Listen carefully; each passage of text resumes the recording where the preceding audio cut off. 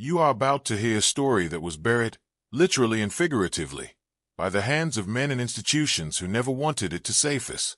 8 seconds. That's all the time it takes for a truth to shatter the illusion you've lived under.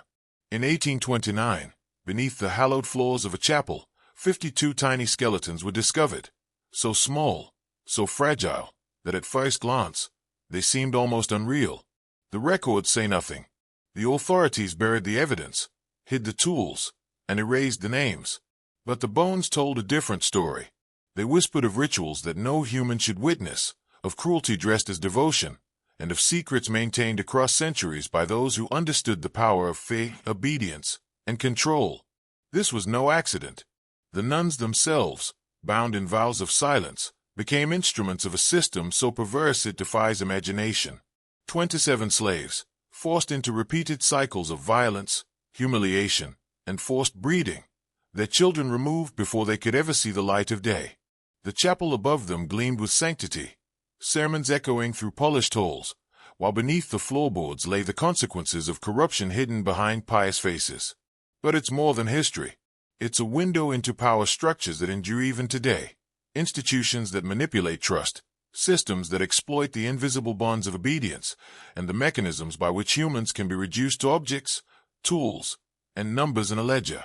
Every floorboard, every ledger entry, every whispered prayer served as camouflage for a machinery of control so precise, so systematic, it ensured complicity at every level. And make no mistake, the people involved weren't monsters in the storybook sense. They were educated. They were aware. They were deliberate. Every choice was calculated, every action measured, and every lie orchestrated to maintain the illusion of sanctity while concealing carnage. What you are about to witness is more than history. It is an initiation into truths that were never meant for public consumption. You will see patterns, structures, and forces that repeat across time, secrets hidden in plain sight, systems of psychological domination, and the ways ordinary men and women are trained, manipulated, and controlled without ever knowing it. By the end, you will understand that power rarely shouts. It whispers. It insinuates. It molds behavior. And in some places, it buries its victims while the world looks away. You need to understand something before we go deeper. Atrocities like this don't happen in chaos. They aren't random. They aren't emotional outbursts or moral collapses. They are engineered, planned with precision, executed with discipline, and justified through belief systems designed to blind the obedient and empower the corrupt. The basement beneath that chapel wasn't a hidden room. It wasn't an afterthought. It was built intentionally, brick by brick, stone by stone, aligned perfectly beneath the sanctuary so the echoes of suffering would be swallowed by hymns above.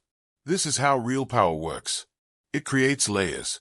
A holy room atop a chamber of horror. A smiling authority masking a silent system. The visible world soothing you while the invisible world rearranges your life. And those nuns, women sworn to purity and devotion, became instruments of this jewel-led machine. They didn't descend into the basement because they fell from grace. They were trained for it, conditioned, molded by rules that taught obedience as virtue, silence as holiness, and compliance as the path to salvation. When institutions want absolute control, they don't start with chains, they start with beliefs. And the 27 slaves chosen for this nightmare, they weren't selected at random.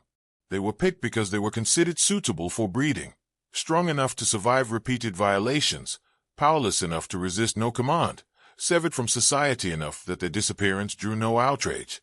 Each one catalogued, tracked, controlled, a human inventory, rotated and used until exhaustion made them disposable. What truly reveals the institution's intentions is this: the children were never meant to live. Their purpose wasn't life. It was silence. A cycle of conception, delivery, death. 52 newborns whose first breath was their last. 52 tiny bodies hidden beneath the floor where the faithful knelt in prayer. The chapel's sermons preached purity while the earth beneath it choked on secrets too dark to speak. This is what power looks like when it believes it will never be held accountable. It doesn't hide out of fear. It hides out of habit. It assumes no one will dig, no one will question, no one will imagine sanctity could be welded to brutality. And that assumption becomes a fortress stronger than any wall. But you're beginning to see through the first crack. And once your eyes adjust to this darkness, You will never see the world's institutions the same way again. Now, listen closely. The basement horrors weren't sustained by brute force alone. Fear only works temporarily. Eventually, resistance grows, defiance emerges, and systems collapse if left to terror alone. What kept this nightmare running for decades was far more insidious: psychological control. A system designed not just to punish, but to reprogram the mind, to normalize submission, to make the unspeakable feel ordinary. The nuns were the first to be indoctrinated. Years of ritual, repetition, and authority taught them obedience to invisible hierarchies. Small acts of compliance were rewarded. Small acts of doubt were punished subtly: a glare, a cold word, exclusion. They learned to dissociate from their own moral instincts. They were trained to see the basement as a duty, the slaves as tools, the deaths of infants as necessary, almost sacred. By the time they were tasked with overseeing this breeding program, their minds had been molded to prioritize obedience over empathy, ritual over conscience. The slaves, meanwhile, were trapped in a psychological prison invisible to outsiders. They were isolated, constantly monitored, stripped of agency. Each instruction reinforced helplessness. Each deprivation eroded resistance. Fear was always present, but it was combined with manipulation, occasional kindness, a promise of mercy, the illusion of choice. They were conditioned to anticipate punishment, to self-censor, to internalize the authority of the nuns above. And when a child was born and removed, the process itself reinforced their powerlessness, creating despair so deep it broke instinct before it could react. This is how control becomes absolute, not through chains or weapons alone, but through calculated psychological warfare. By shaping perception, teaching compliance, and engineering despair, the system created a population that carried out its own oppression. The adults above and below ground became unwitting enforcers of the institution's agenda. Every prayer, every ritual, every whispered confession reinforced the hierarchy that allowed 52 children to die in silence. And it is this lesson you must internalize. Systems of power never rely solely on force. They rely on shaping thought, expectation, and belief. They rely on compliance made habitual, moral instinct rewritten to serve authority, and terror softened into routine. When you recognize these mechanisms, you begin to see the structures hiding in plain sight in every institution around you, ones that control behavior, obedience, and even perception without firing a single shot. What allowed this horror to endure for decades, even centuries, was not just fear or obedience, it was invisibility. The chapel above, polished and sanctified, projected piety and trustworthiness. No visitor, no parishioner, no outsider could suspect the basement beneath it. The very architecture, the very rituals, the very symbols of holiness were designed to conceal, misdirect, and normalize.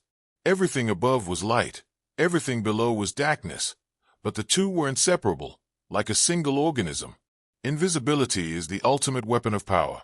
When atrocities are hidden in plain sight, they are reinforced rather than questioned. The chapel's floors, walls, and pews became instruments of deception. Every sermon preached purity, every candlelight flickered over innocence, and every hymn echoed assurance. Meanwhile, beneath the surface, the system functioned with mechanical precision.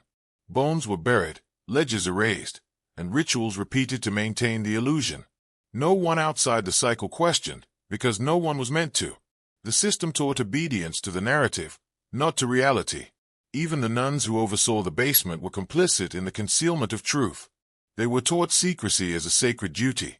Silence was obedience, knowledge was dangerous. Speaking out wasn't rebellion, it was damnation. By framing concealment as morality, the institution created a self-reinforcing network. No one could question, no one could act, and no one could expose the atrocities without being perceived as morally corrupt. It wasn't just the slaves who were trapped. The keepers themselves were prisoners of ideology, ritual, and psychological conditioning.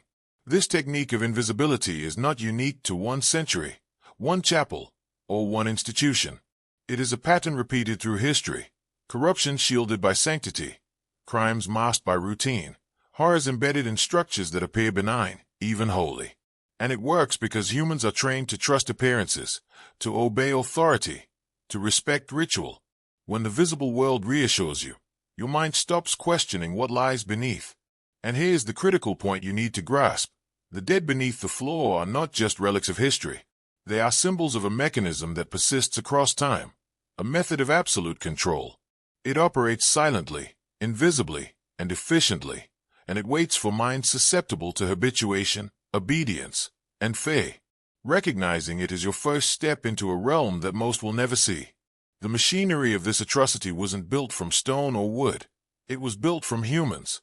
Every act of obedience, every whispered secret, every suppressed question was a cog in a system that functioned with terrifying efficiency. The nuns weren't just participants, they were instruments. They executed routines, monitored cycles, and ensured compliance. Each interaction was calibrated to maintain the hierarchy, to perpetuate secrecy, and to enforce absolute control over those beneath them. Complicity works quietly. It doesn't require enthusiasm. It requires habituation. A glance overlooked here, a gesture ignored there, a child removed without objection. Over time, these small acts add up, creating a culture where atrocities are normalized. Within the chapel, this normalization became doctrine. The nuns learned to reframe horror as duty, obedience as morality, and silence as sanctity. Every individual who joined the system was trained to self-regulate, policing their own thoughts and actions to ensure no deviation from the invisible curriculum. The slaves, stripped of agency and autonomy, were trapped not just physically but psychologically.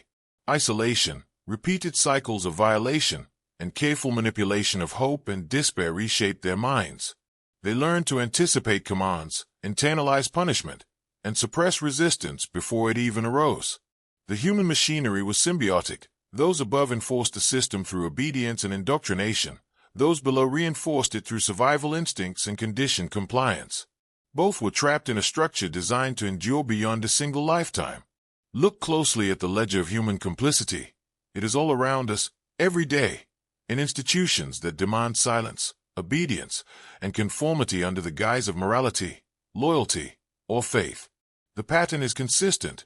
Hierarchy enforced through ritual, obedience normalized through conditioning, horrors hidden behind sanctity, atrocities sanitized by repetition.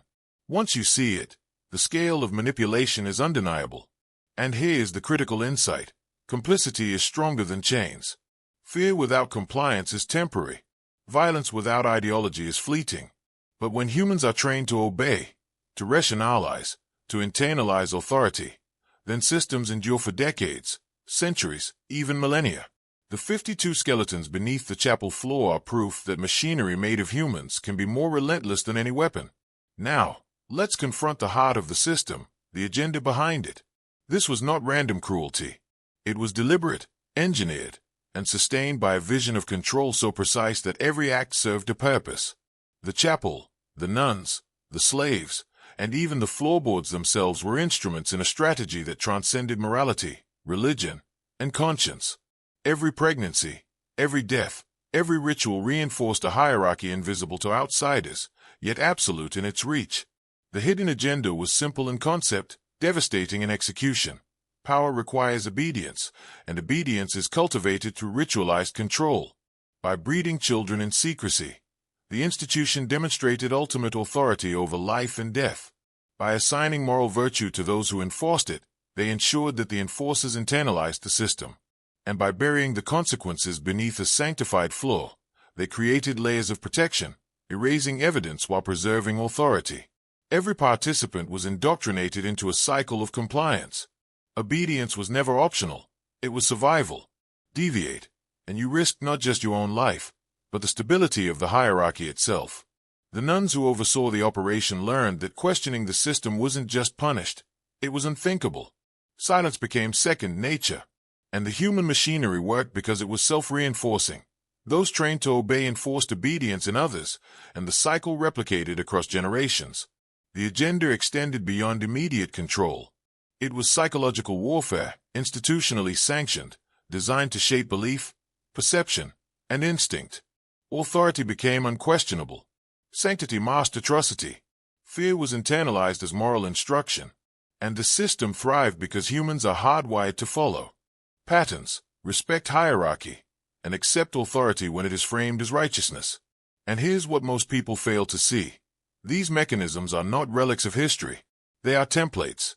The same structures, obedience enforced through ritual, hierarchy insulated by belief, and atrocity hidden by sanctity, exist in countless institutions today. The difference is scale and visibility, but the principles are identical. What you are witnessing now is a blueprint of human control, refined over centuries. Understanding it is dangerous, because once you see the invisible levers of manipulation, you cannot unsee them. You start noticing them everywhere, in systems, organizations, even personal relationships. And once you understand the agenda, you begin to perceive the true cost of complicity, obedience, and silence. Ritualized terror is the most effective form of control because it attacks the mind before the body.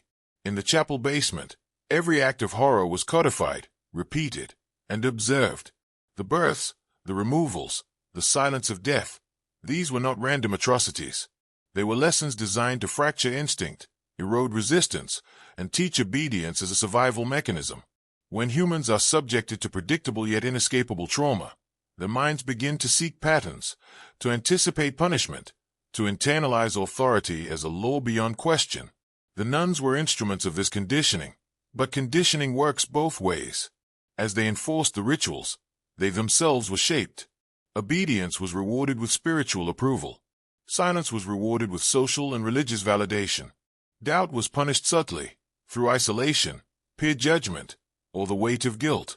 They became enforcers of a psychological framework designed to perpetuate itself.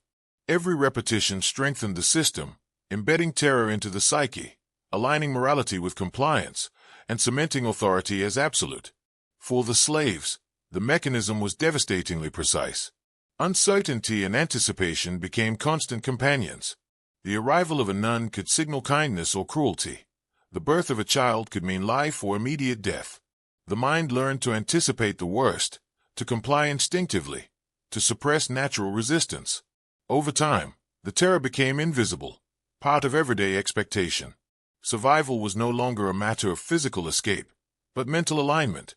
Those who faltered vanished, leaving no witnesses. Those who adapted survived, carrying the lessons forward, ensuring the system replicated itself. This is how institutions convert horror into habit. Fear is codified. Authority is sanctified. Resistance becomes unimaginable. The 52 skeletons beneath the chapel were the final evidence of a curriculum that trained both the oppressors and the oppressed, embedding obedience into instinct, ritual, and morality. And here's the truth most people cannot bear. This pattern is not confined to history. Ritualized terror, subtle, systemic, and psychological, exists wherever compliance is demanded and dissent punished. Its instruments are ritual, repetition, and observation. Its victims internalize the system, becoming agents of its perpetuation. Once this structure exists, the machinery of control is nearly impossible to dismantle from within. Power always hides in layers. What existed beneath the chapel floor was not chaos. It was hierarchy, a meticulously constructed ladder of authority that ensured no one could act independently. The nuns were not all equal. Some were chosen to enforce the deepest rituals, some to observe, and some to administer the punishments that maintained compliance.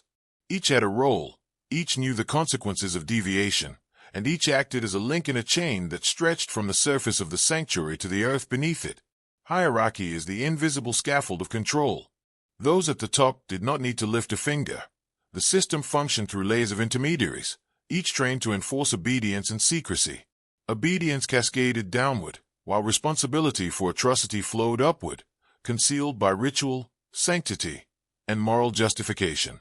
The slaves at the bottom had no autonomy, the nuns in the middle had no escape, and the architects at the top remained shielded, insulated from scrutiny, untouchable. This is how the system sustained itself for decades. Even when outsiders visited, the performance of piety, prayer, and routine hid every irregularity. The ritualized cadence of daily life reinforced the hierarchy. Obedience became instinctive, compliance habitual. Those trained within the structure internalized authority as absolute. Dissent was unthinkable because the hierarchy was invisible, omnipresent, and unavoidable. And here's what history rarely reveals. Hierarchies like this are engineered for longevity. Every rule, every ritual, every rotation of responsibility was designed to make rebellion difficult, moral questioning dangerous, and observation unreliable. By the time you recognize the pattern, the machinery has already adapted. The hierarchy reproduces itself without conscious oversight, as if the system is alive, learning, and evolving. The most chilling part: this wasn't an isolated case. Across centuries, in countless institutions, the same structure appears. Layers of authority, ritualized compliance, invisible punishment, and systemic concealment. The chapel basement is extreme, but the principles are universal. Where there is unquestioned authority, ritualized obedience, and the concealment of truth, the potential for horror becomes almost inevitable. The 52 skeletons are proof that a hierarchy, once established and protected by ideology, can perpetuate atrocity quietly, efficiently, and for generations. They demonstrate the power of invisible chains, moral camouflage, and calculated control. Hierarchy alone is not enough to sustain absolute control. It requires ideology, a set of beliefs so pervasive that questioning it feels like betrayal. In the chapel, ideology was woven into every ritual, every hymn, every act of devotion. Obedience was framed as sanctity. Silence was framed as piety. Participation in horror was reframed as moral duty. The human mind, trained from childhood to respect authority and revere sacred institutions, accepted these definitions without resistance. Cultural reinforcement ensured compliance went beyond fear. Stories, teachings, and traditions glorified the institution while obscuring its crimes.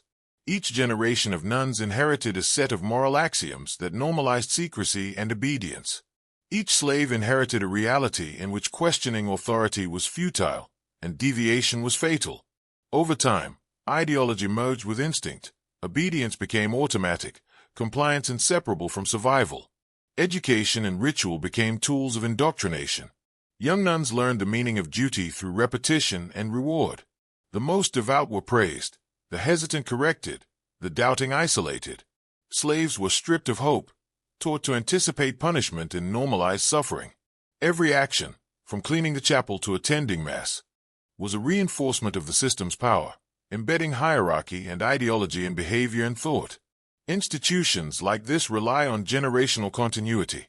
The ideology that justified atrocity above the chapel floor was passed down, subtle yet relentless, through rituals, language, and enforced memory. Parents, teachers, and elders became vessels, transmitting obedience as tradition. Over decades, dissenting thought was rendered nearly impossible. Questioning morality was questioning God. Questioning the hierarchy was questioning sanctity itself. The moral framework protected the machinery of control. The genius and horror of this system is its self-sufficiency. Fear enforces compliance temporarily. Ideology enforces it indefinitely. Hierarchy directs action. Ideology shapes perception. Together, they create a population that perpetuates atrocity without conscious recognition. The basement of the chapel is not merely a site of historical horror. It is a masterclass in the orchestration of obedience. Recognize this pattern, and you see it everywhere: education, religion, corporate structures, governments.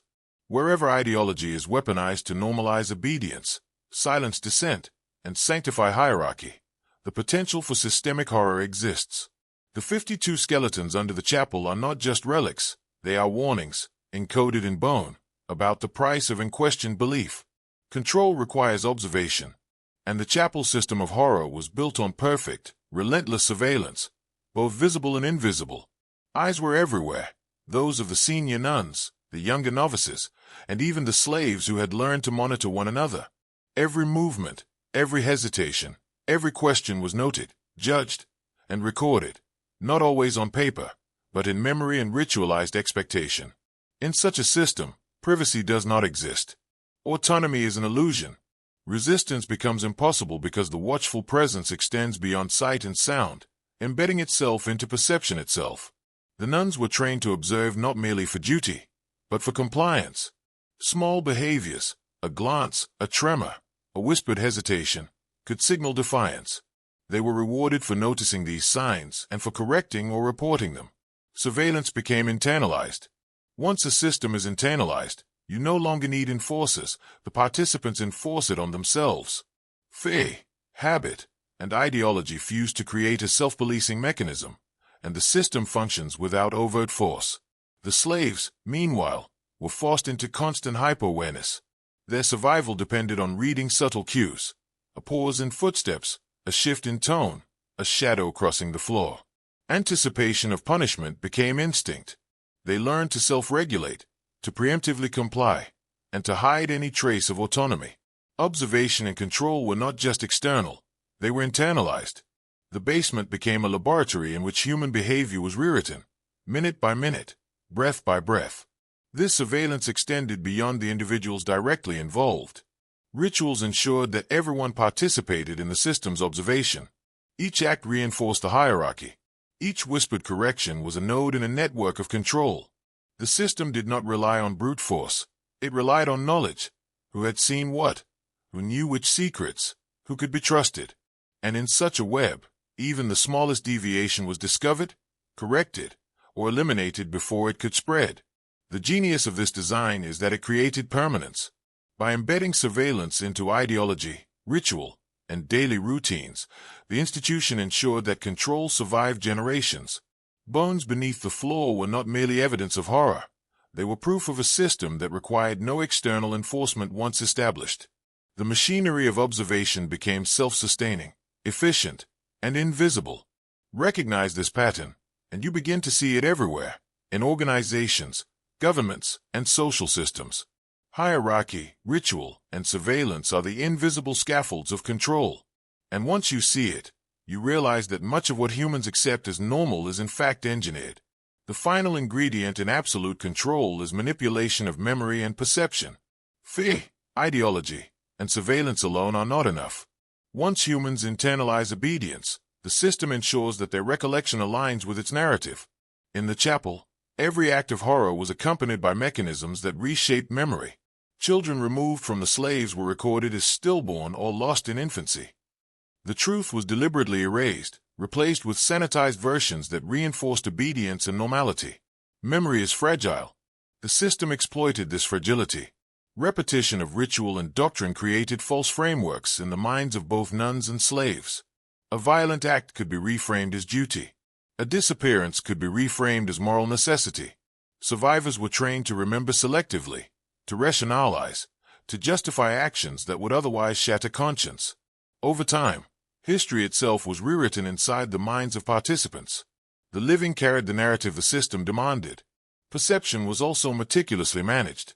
Light, sound, and spatial design concealed horrors while amplifying sanctity. The chapel's architecture channeled focus upward toward sermons, away from floorboards that hid corpses. Hymns masked cries. Candles cast shadows that softened the grotesque. The body above ground was always bathed in holiness. The basement below ground was erased from sensory awareness. The environment itself enforced obedience by shaping perception. This manipulation was generational. New nuns were trained to inherit the cognitive patterns of their predecessors. New slaves, already conditioned by the ideology around them, accepted the narrative without question. Each generation became a living archive, storing sanitized history, transmitting obedience, and concealing atrocity as routine. By the time the 52 skeletons were discovered decades later, centuries of perception had been sculpted to render such horrors unthinkable. The lesson is clear: memory and perception are weapons of control. If you can shape what someone recalls and how they perceive reality, you can maintain compliance indefinitely. You do not need chains, locks, or threats. You need rhythm, ritual, repetition, and invisibility. Recognizing these patterns is dangerous knowledge. Once you see how memory and perception are manipulated, you cannot unsee the systems that shape your life, your institutions, and your beliefs. You begin to understand the unseen forces orchestrating obedience in ways subtle, permanent, and terrifyingly effective. Normalization is the most dangerous tool of control. In the chapel, atrocity became routine. Death, removal, and ritualized horror were woven into the daily cadence of life until no one questioned them. The nuns walked the halls, performed prayers, and carried out duties with serene devotion, while the basement functioned as a hidden classroom of obedience. The grotesque became ordinary. The unnatural became expected. Conscience itself was eroded. The human mind is designed to adapt. The system exploited that adaptability. By repeating rituals, controlling perception, and manipulating memory, the institution transformed acts of violence into duties, fear into habit, and horror into obedience. Every day reinforced the lesson: question nothing, observe everything, comply completely. Resistance was not just futile, it was inconceivable. Atrocity was no longer moral transgression, it was operational necessity. Even the nuns, who might have resisted, were trapped within a framework of moral inversion. Their devotion and piety were constantly reinforced. Acts of cruelty were reframed as sanctity. Silence was exalted as virtue. Participation in the breeding and removal of children became a sacred duty. Over time, the extraordinary became mundane, and morality itself was rewritten to align with the system's needs. The slaves, meanwhile, learned to suppress instinct entirely. Pain, loss, and terror became background noise. Obedience became reflexive. Any impulse to resist or protest was preemptively punished by conditioning, isolation, or erasure. Survival was a matter of internalizing the system entirely, accepting its logic, even when it defied humanity. This is the brilliance and horror of normalized atrocity. It eliminates moral friction. Once an act is routine, the mind stops questioning it. Once terror becomes ordinary, resistance fades. Systems like this can endure for decades, even centuries, because they do not rely on brute force.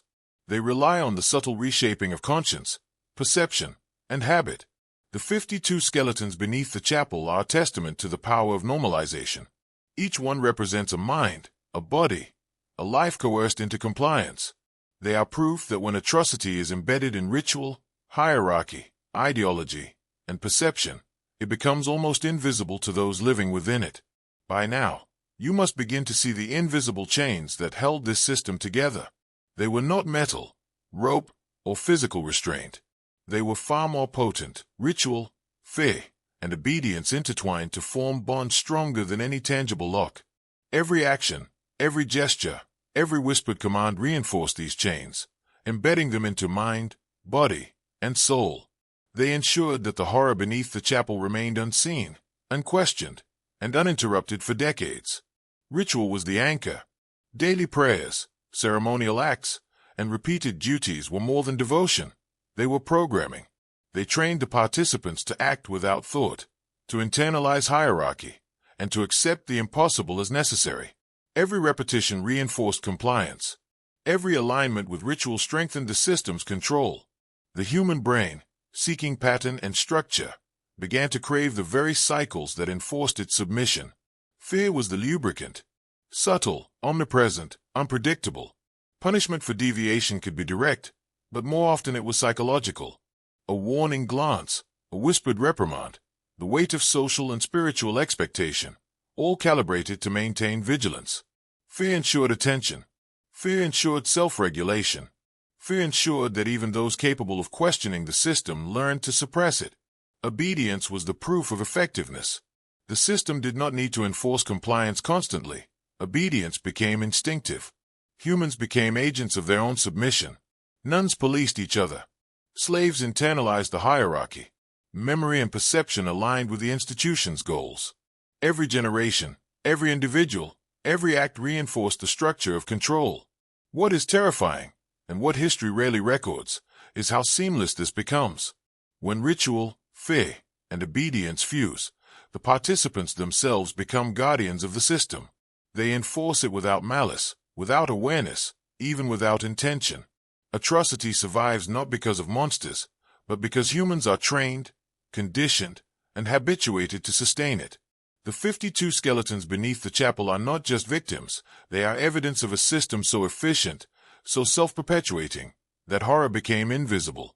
They are proof that when chains are psychological, when submission is normalized, and when conscience is reshaped, no one needs to guard the secret.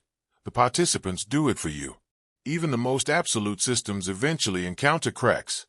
In the chapel, these were subtle, almost imperceptible.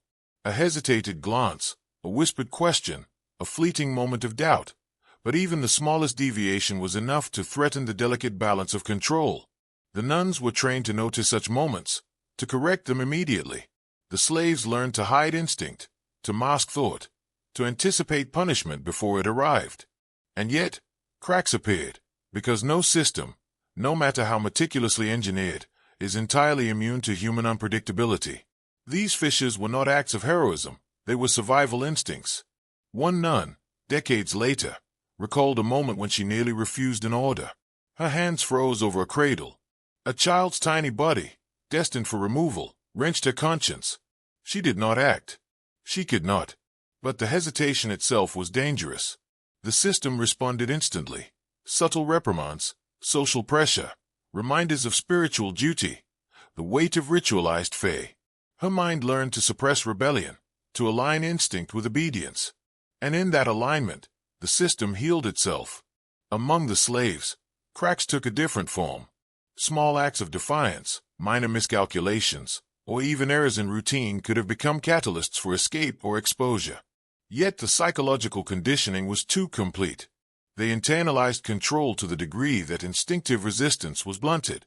Survival became not an act of defiance, but an act of compliance. Every step, every breath, every thought aligned with the invisible curriculum imposed from above. These cracks, however, reveal a truth. Absolute control is never given, it is continuously maintained. Every ritual, every punishment, every whisper of ideology served to close fissures before they could widen. And yet, the very existence of hesitation, doubt, and fear demonstrates the fragility beneath the surface. Even systems that appear eternal, perfect, and unassailable rely on constant reinforcement and the mental submission of those within. Understanding these cracks is crucial. They show the human element, the unpredictable variable that no hierarchy, ritual, or ideology can fully eliminate.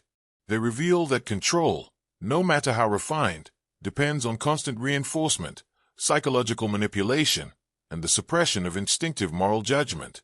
At the core of the chapel system was ethical inversion, a deliberate restructuring of morality that made atrocity appear as duty. The nuns were taught that obedience to hierarchy was not just lawful, but holy. Silence was framed as virtue. The deaths of children were framed as necessary sacrifices.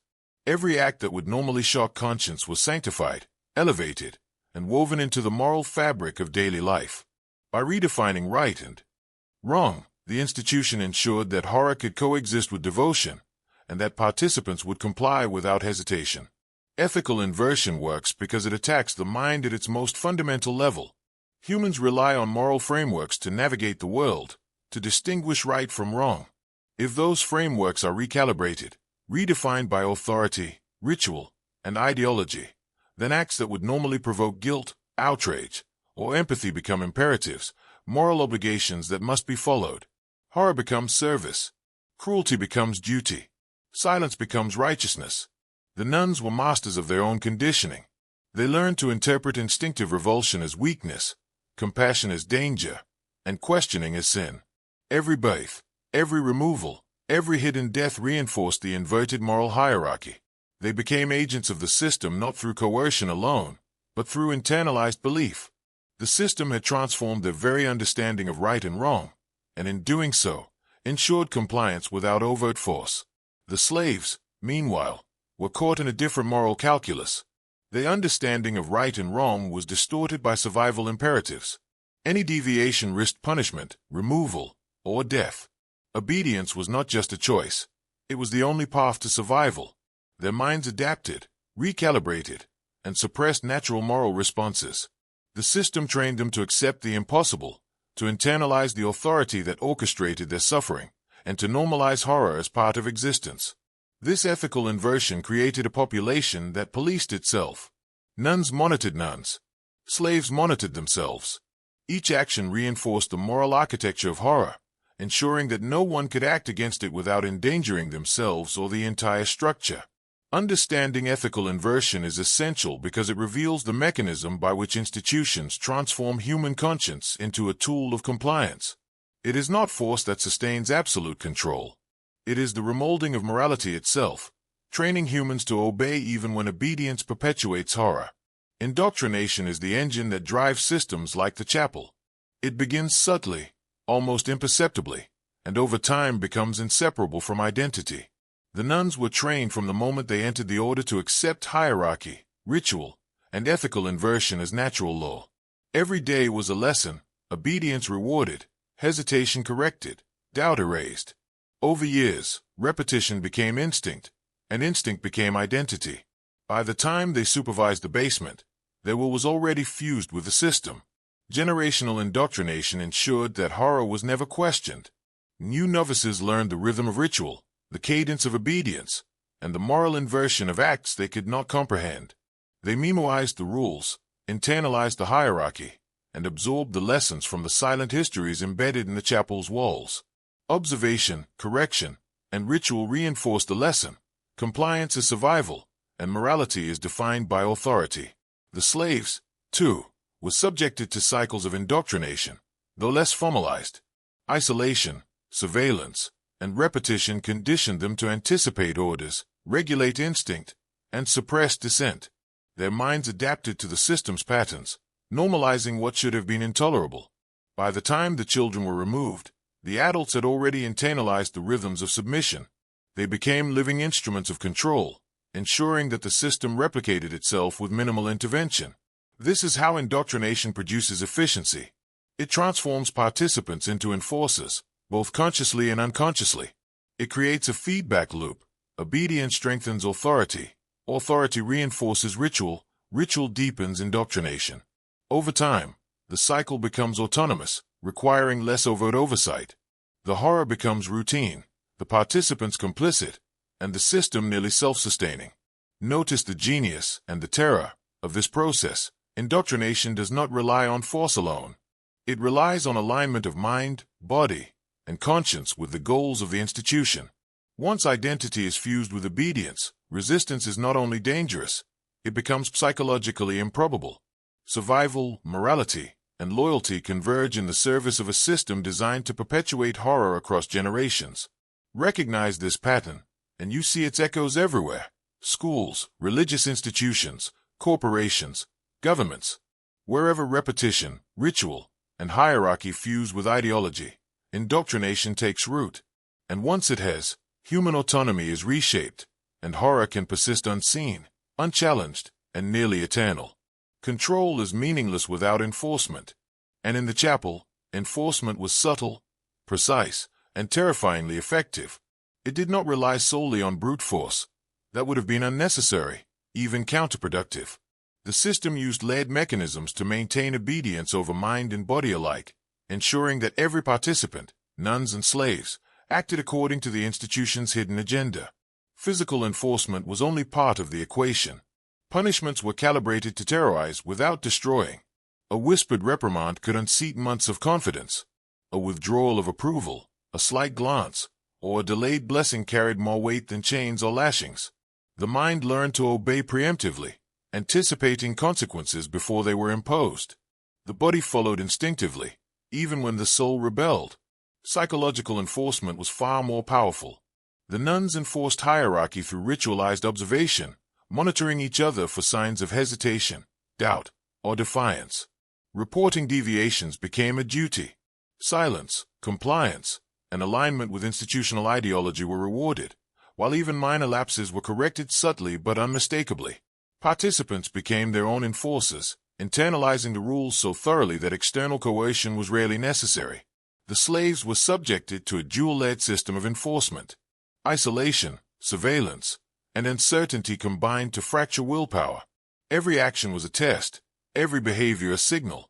Any instinctive resistance was suppressed through conditioning, fear, and calculated manipulation. Over time, obedience became second nature, internalized and automatic. Their bodies, thoughts, and emotions were aligned with the institution's agenda, making the system self-sustaining. The genius of this enforcement is its invisibility. Participants policed themselves and each other. No one needed to watch constantly. The rituals, surveillance, and hierarchy were sufficient. The mechanisms of obedience became internalized, integrated into identity, and nearly impossible to escape. Recognize this, and you begin to understand the subtlety of power itself. The most effective control systems do not rely on overt domination. They rely on fear, habit, observation, and ideology fused into a structure that reshapes human thought, behavior, and morality. In this basement, with 52 tiny skeletons beneath their feet, the nuns and slaves were all bound by invisible chains, chains of mind, of ritual, and of conscience, that ensured the system endured. The system beneath the chapel was a clockwork of life and death. Every bath, every removal, every tiny skeleton was part of a deliberate cycle designed to teach obedience, enforce submission, and normalize atrocity. The children were never allowed to live. Their deaths were not accidents, but instruments. Life itself became a tool to reinforce control, a method to ensure that both nuns and slaves internalized the absolute authority of the institution. Cycles create predictability, and predictability breeds compliance. The nuns oversaw the births and removals with meticulous precision, knowing that repetition reinforced hierarchy. Every event was a lesson. Life is fragile, obedience is mandatory, and resistance is futile. The predictable nature of these cycles conditioned the participants to anticipate the system's rules instinctively. Fear was reinforced not sporadically, but rhythmically. Instinct aligned with authority. Compliance became automatic. The slaves endured cycles of anticipation and despair.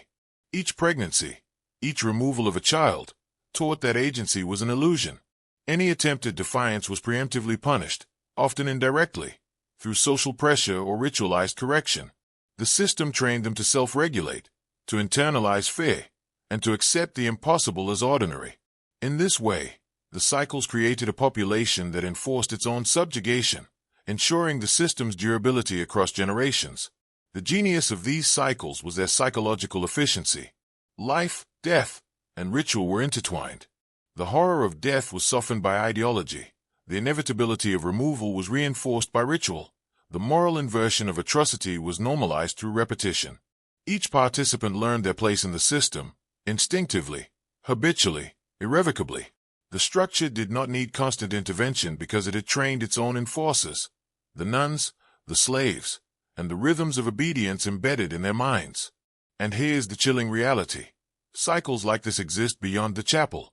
Systems of power, when designed to normalize obedience, use repetition, predictability, and reinforcement to condition behavior over time. The lessons of control embedded in the chapel's basement are not confined to history. They are blueprints, echoing in organizations, institutions, and hierarchies everywhere. Secrecy is power. In the chapel, it was the amplifier that made obedience absolute and fear omnipresent. What remained hidden beneath the floorboards was not merely protected, it was weaponized. The participants, both nuns and slaves, learned quickly that knowledge alone could destroy them. To see, to know, to remember was to inherit responsibility, guilt, and danger. Silence became as vital as breath itself. Secrecy shapes behavior in ways fear alone cannot. The nuns knew that any hint of exposure would bring ruin, not just personal punishment, but systemic collapse. Every whispered command, every concealed observation, every hidden death reinforced the importance of compliance. The mind internalized the boundaries of what could be spoken, thought, or acted upon. The result, self-policing, a population of participants enforcing the system without a single external enforcer. The slaves understood secrecy differently, but equally powerfully. Each act of compliance, each concealed thought, was reinforced by the understanding that any deviation, any misstep, could bring catastrophic consequences. To survive, they internalized the rules, monitored themselves, and even corrected each other unconsciously. In this way, secrecy became a force multiplier. Fewer supervisors were needed because the participants themselves maintained the system. Secrecy also created an aura of inevitability. What is hidden becomes more powerful than what is visible. The basement's horrors were reinforced by the knowledge that discovery was impossible, or so everyone believed. This reinforced hierarchy, amplified fear, and ensured compliance. Obedience was not simply enforced, it became instinctive, almost reflexive, because everyone understood the cost of revelation. And secrecy is cumulative. Every generation inherits the rules, the rituals, and the unspoken codes. The horror beneath the chapel floor became a silent curriculum, passed down through practice, ritual, and expectation. Once encoded, secrecy reproduces itself, independent of the original architects. The system becomes self-sustaining, nearly impervious to exposure, and devastatingly efficient. Recognize this pattern, and you begin to see the power of hidden knowledge in every institution. Secrets enforce obedience, silence amplifies fear, and those who understand the mechanisms control the behavior of countless others. In the chapel, secrecy was not just a shield, It was the engine of absolute authority. Witnessing horror in silence is one of the most corrosive forces the human mind can endure. In the chapel, the nuns and slaves alike were forced to observe atrocities that could not be named, discussed, or processed openly. Every bathe, every removal, every death was a lesson in suppression. To see was to internalize was to obey was survival. The mind, starved of language to process trauma, begins to fracture, normalize, and adapt, turning horror into routine, terror into compliance. For the nuns, witnessing horror reinforced hierarchy and obedience. Every suppressed thought, every unspoken objection, every internal gasp of conscience became part of a cognitive calculus. Compliance ensured spiritual and social survival, deviation ensured punishment. Silence was sanctified, observation became training. The system taught them to anticipate, rationalize, and suppress, embedding obedience into instinct itself. For the slaves, the impact was more immediate and brutal. Every atrocity they observed without intervention confirmed powerlessness. Survival demanded hyper-awareness, mental discipline, and the suppression of natural resistance. Anticipating punishment became instinctive, and moral instinct was recalibrated to align with imposed hierarchy. Witnessing horror without the ability to act trains the mind to obey even when instinct screams for defiance. This psychological conditioning is profound. When individuals are exposed to repeated trauma without the ability to process or resist, the mind restructures itself. Fear becomes habitual, obedience becomes reflexive, and conscience is rewritten to justify compliance. Atrocity is no longer perceived as abnormal. It is absorbed, rationalized, and executed as routine. The human psyche itself becomes a mechanism of control. Witnessing horror in enforced silence also ensures self-policing. Every participant internalizes the rules, observes the limits, and adjusts behavior to avoid the consequences of deviation. No system needs constant supervision when the mind itself enforces the structure. The 52 skeletons beneath the chapel floor are evidence of a population so conditioned that atrocity could continue without exposure, without whistleblowers, without revolt. Understand this: exposure without the ability to speak is a weapon. It trains obedience, annihilates instinct, and embeds compliance in identity. It is the psychological engine that allows systems of horror to persist undisturbed, generation after generation. Ritual transforms action into meaning. In the chapel, ritualized horror blurred the line between sacred duty and monstrous acts. Every act of cruelty was performed within a framework of ceremony. The removal of a child, the administration of punishment, even the daily monitoring of slaves and novices. The repetition of ritual gave the unspeakable a sense of purpose, reframed atrocity as service, and bound participants to the system with moral and spiritual justification. Ritual serves as both shield and weapon. For the nuns, it shielded the conscience. By embedding cruelty within structured, sacred sequences, the system allowed them to perform acts that would otherwise shatter moral understanding. Obedience was sanctified. Every gesture, every prayer, every ceremony reinforced hierarchy, obedience, and ideological submission. The monstrous was made ordinary. Horror became devotion. For the slaves, ritual was a lesson in anticipation and compliance. The cadence of ceremonies, the predictability of routines, and the constant presence of observation trained them to internalize the system. They learned to anticipate commands, regulate instinct, and suppress moral outrage. Each ritual reinforced their place in the hierarchy and demonstrated the absolute authority of the institution. Obedience was not only survival, it was inevitability. Ritual also amplifies secrecy. By embedding horrific acts within ceremony, the system ensured that atrocities were masked, sanitized, and concealed. Outsiders saw devotion, piety, and sacred practice. Beneath the surface, the cycle of life and death continued uninterrupted. The line between sacred and profane disappeared. Morality was redefined by authority, and horror was normalized by repetition. This is the genius of ritualized horror. It creates cognitive alignment. Participants' minds merge with the system, instinct aligns with obedience, and morality bends to authority. Once internalized, ritual ensures that acts of atrocity are not only performed, but internalized as sacred duty. The system sustains itself without overt coercion, relying on the fusion of psychology, ceremony, and faith. The 52 skeletons beneath the chapel floor are proof that ritual can convert humans into instruments of control, making atrocity routine, morality relative, and obedience absolute. When horror is codified as duty, when atrocity is ritualized, the human mind adapts, and compliance becomes instinct. Isolation is one of the most effective weapons of control. In the chapel, both nuns and slaves experienced it, though in different forms.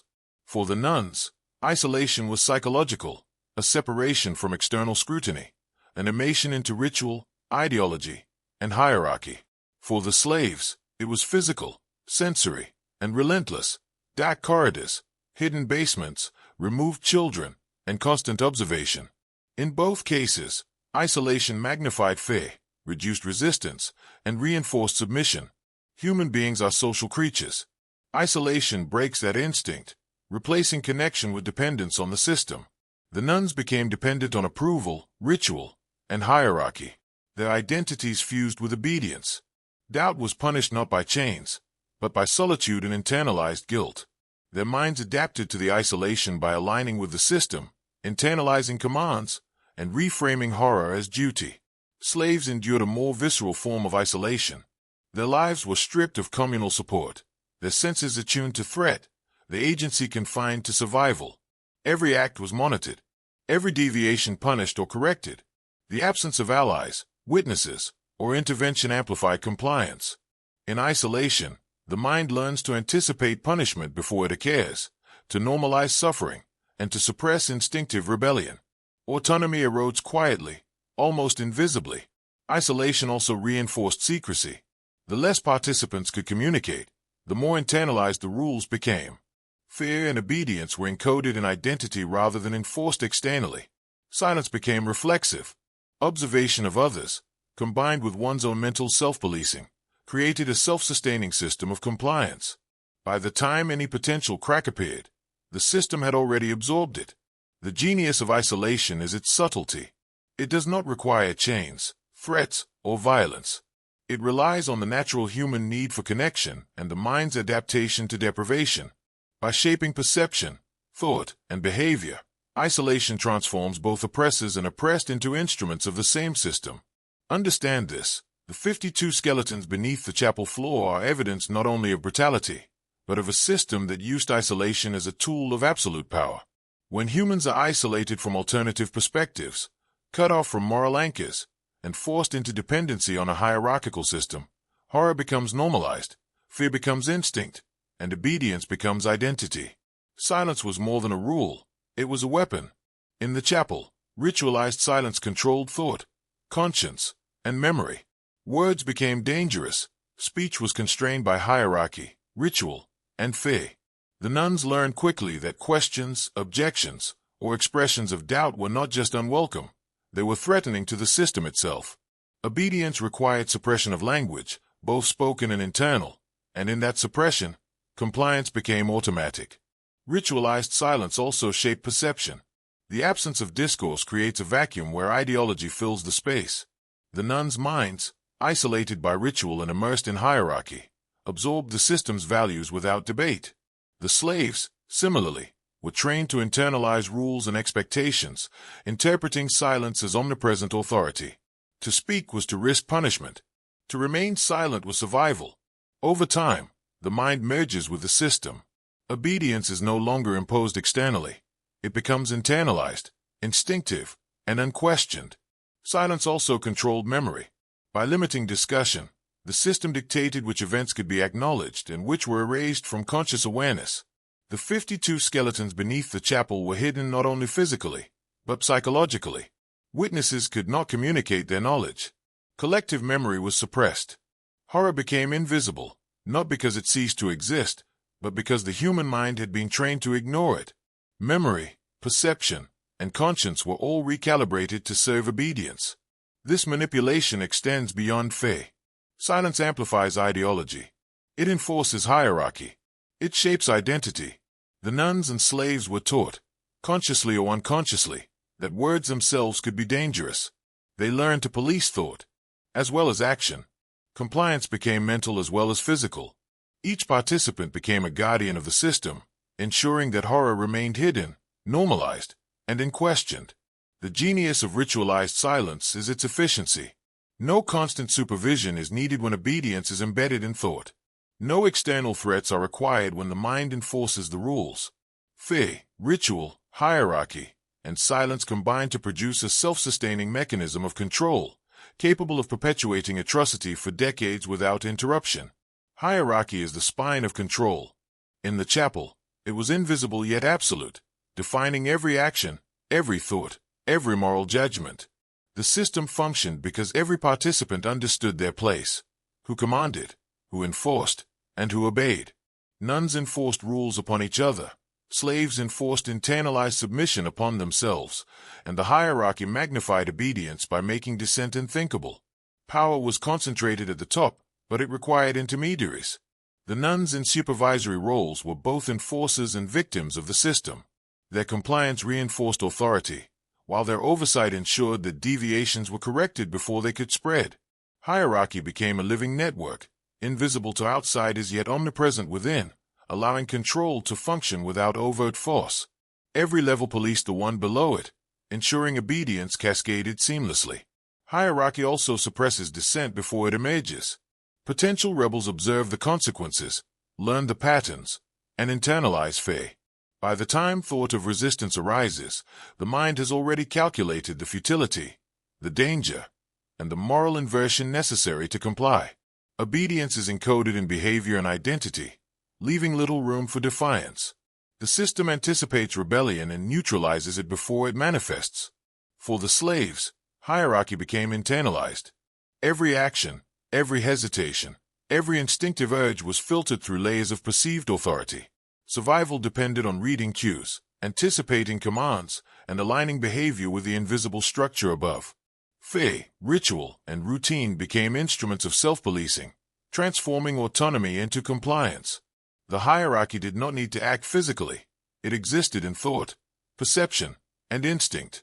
The genius of hierarchical control is its subtlety. Authority is never questioned because the system has trained the mind to accept it as absolute. Observation, punishment, ritual, and ideology merge into a network that renders rebellion psychologically improbable. The participants themselves reinforce the hierarchy, making it nearly eternal. The 52 skeletons beneath the chapel are evidence not only of cruelty, but of an institution whose hierarchy was so refined that human instinct, morality, and conscience were reshaped to serve the system.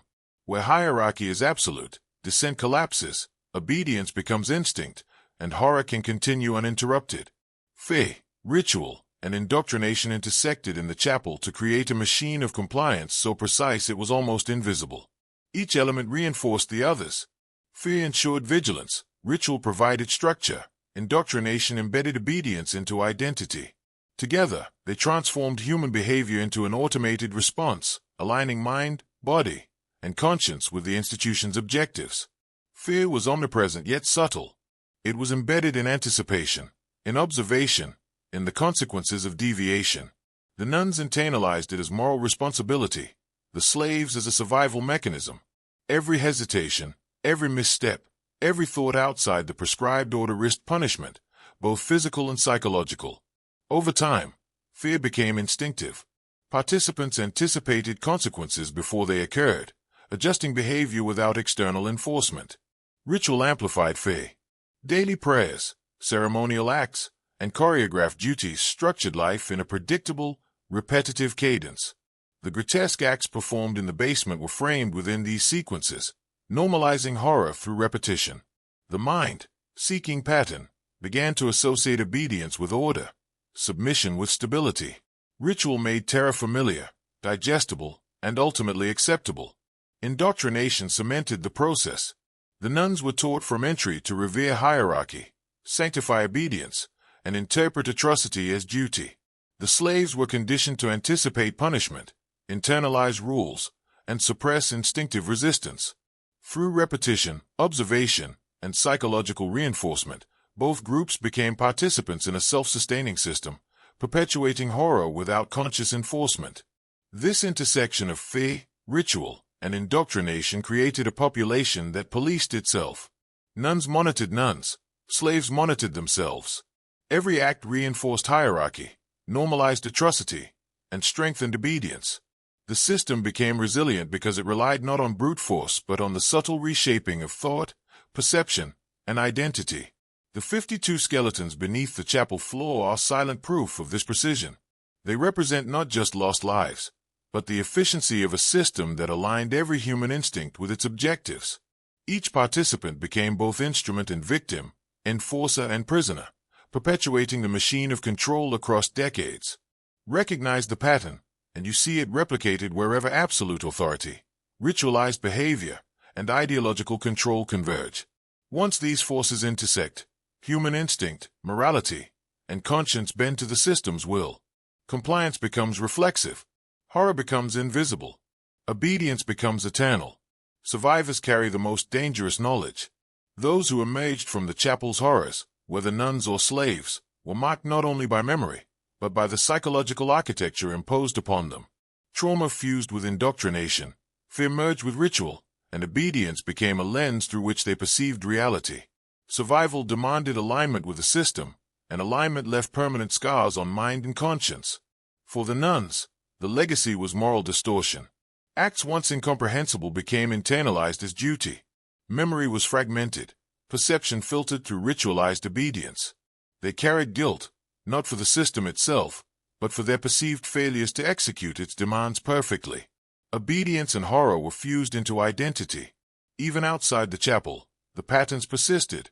Hierarchical thinking, internalized fear, and ritualized compliance continued to govern decision-making and morality. Slaves bore a different burden, but the effect was no less profound. Survival required suppression of instinct, normalization of suffering, and anticipation of punishment. They became adept at navigating authority, reading subtle cues, and internalizing control mechanisms. Post-trauma, these patterns persisted. Their minds were conditioned to obedience, fear, and adaptation. Memory of atrocity was both repressed and hyper-encoded, vivid in certain moments, absent in others, always. Shaping behavior subconsciously, the psychological legacy extended to their relationships, communities, and descendants. Trauma, obedience, and moral distortion were transmitted through behavior, story, and expectation. Silence, secrecy, and ritual persisted long after the basement floor had claimed its dead. The system's influence did not end with physical destruction. It extended into the very cognitive architecture of its survivors. This is the terrifying power of such systems. They do not merely control lives, they reshape minds.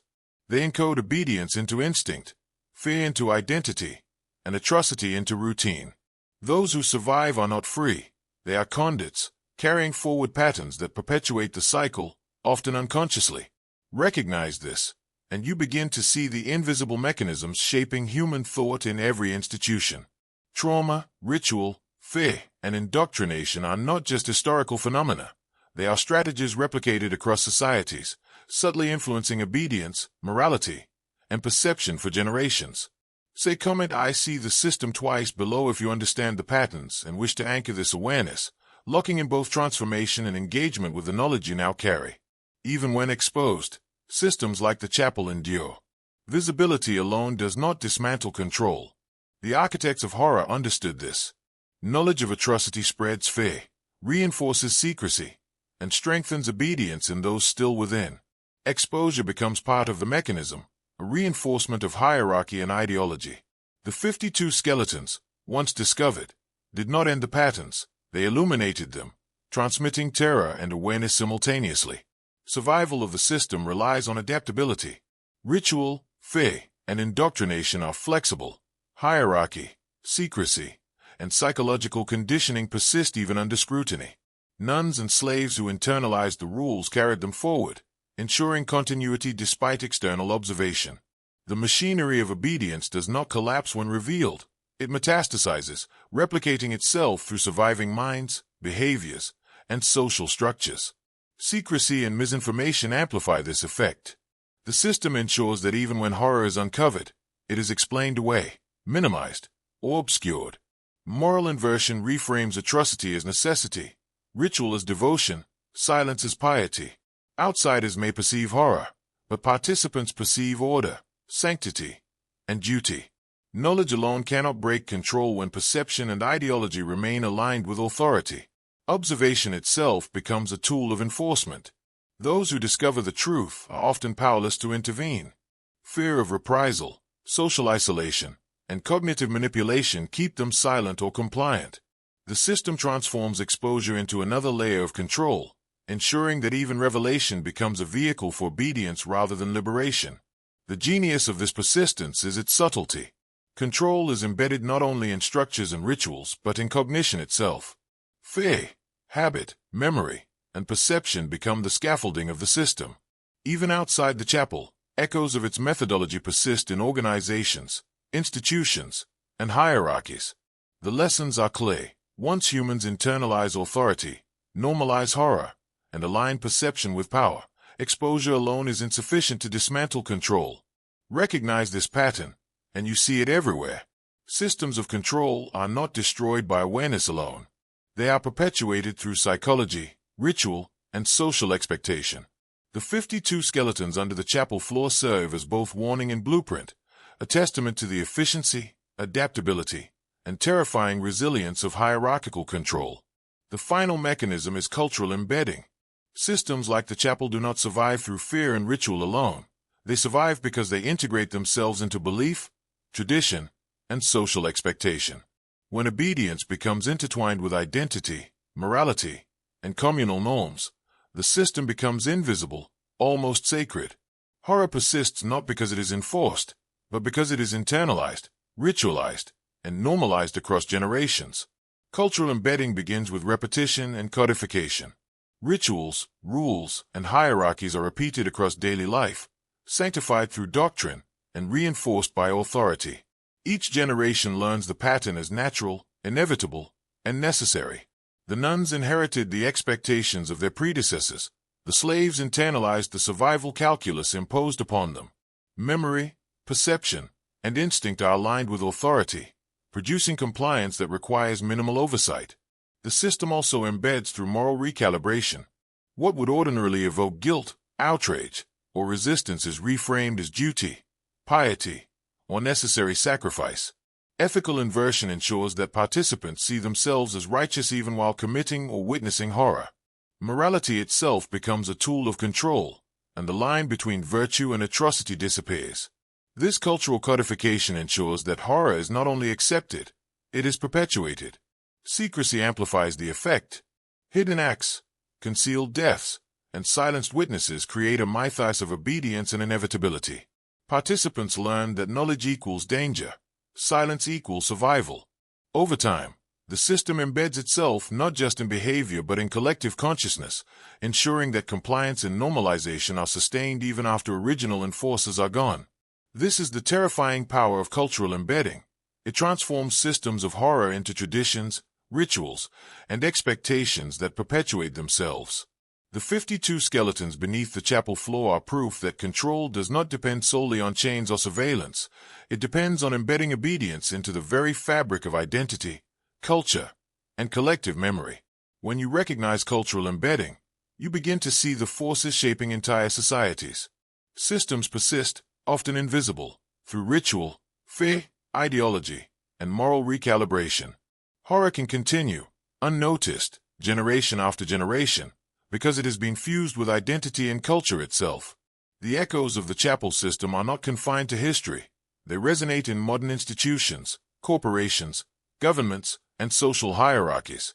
The mechanisms are the same: fear, ritual, indoctrination, secrecy, and ethical inversion.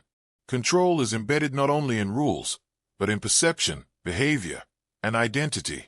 Compliance becomes instinct, and horror, though different in form, can persist unnoticed. Modern systems use rituals to structure obedience.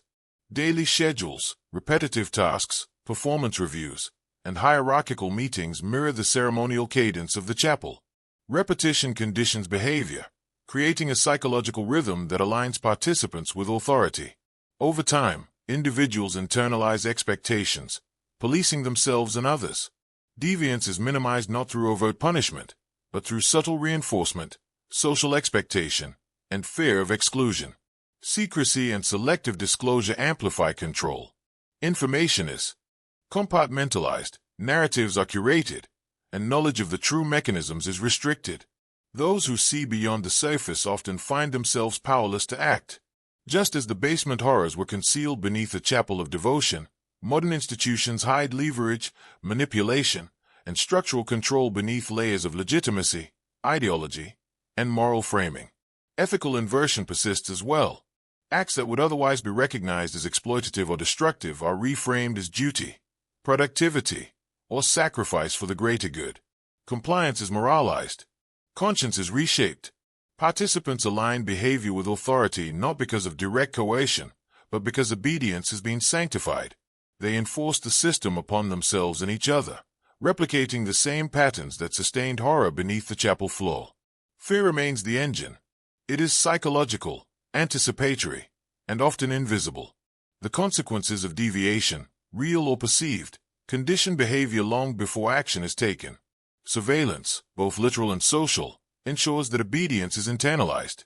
Individuals become instruments of the system, enforcing rules on themselves and others without external force.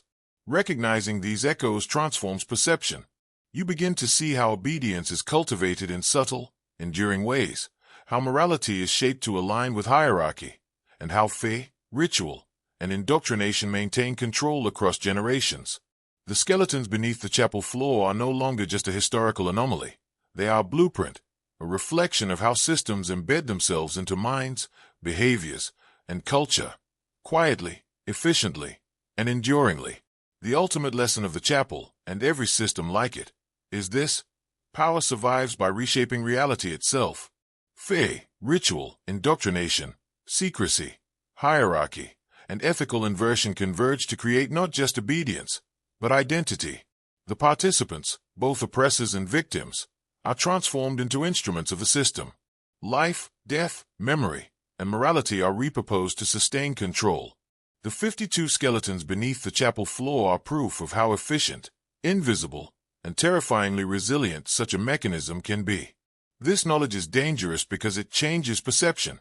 Once you see the patterns, how ritual normalizes atrocity, how secrecy weaponizes knowledge, how hierarchy and indoctrination fuse obedience with identity, you cannot unsee them.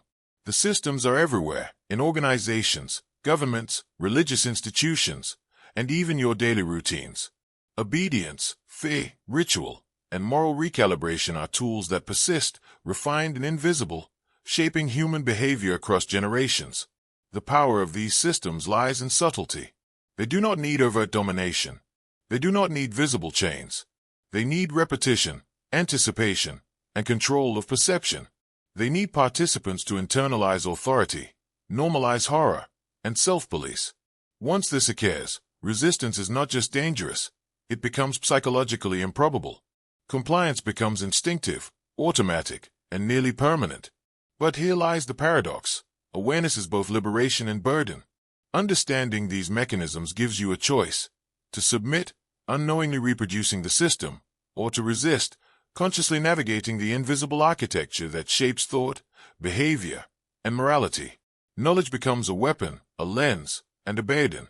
Once you perceive the patterns, you see them in every institution, every ritual, every hierarchy, and in yourself. The chapel teaches one final, chilling truth. Systems of control are enduring not because they rely on violence, but because they manipulate mind, identity, and morality. They thrive in silence, ritual, and secrecy, invisibly shaping generations. The horror is not in what they do overtly. It is in how they embed themselves so completely in human consciousness that compliance appears natural, instinctive, and moral. You now carry this knowledge. Use it wisely. See the invisible chains around you. Understand the rituals, the faith, the ethical inversions shaping behavior and perception. Recognize them in history, in culture, and in yourself. Once you know the system, you can never be the same. You have descended fully, witnessed the mechanics of absolute control, and awakened to truths most never dare to see.